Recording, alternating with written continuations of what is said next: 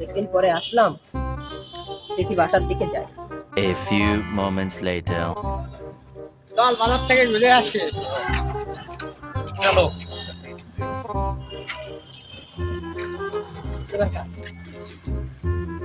আসসালামু আলাইকুম দাদা। ওয়ালাইকুম আসসালাম। কে তুমি? তোমাকে তো চিনলাম না আমি। আরে দাদা, আমারে চিনতেছো না?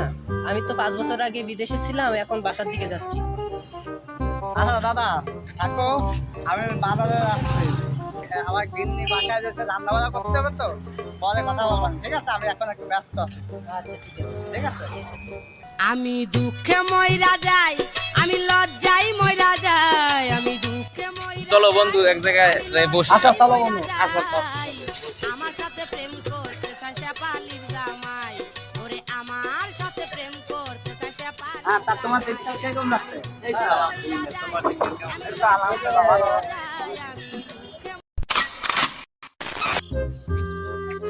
অনেকদিন পরে তো আসছি, দেখি একটু দাদার সাথে দেখা করতে যাই, দেখি জমির বিষয় নিয়ে একটু কথা বলতে হবে।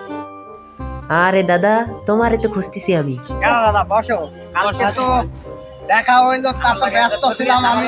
তা বসো এই জায়গা। আরে দাদা তোমার দেখিনি অনেকদিন, এলাকায় মিস করছি খুব। কই ছিলে এত কদিন? আরে দাদা, বললাম না আমি বিদেশে ছিলাম 5 বছর। আচ্ছা দাদা এক জায়গায় বসি, আসো।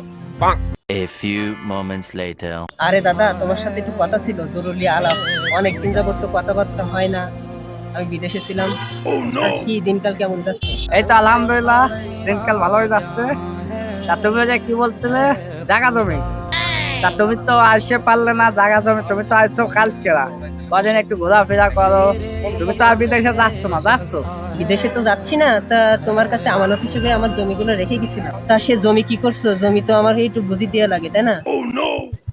তুমি বিদেশে যাচ্ছ না ঠিক আছে, জায়গা তুমি আমার কাছে দিছিলে, তুমি বিদেশ চলে গেলে, জায়গা তো আমি হংকংয়ে পাঠিয়ে দিয়েছি। হংকং এ পাঠাই দিছো মানে?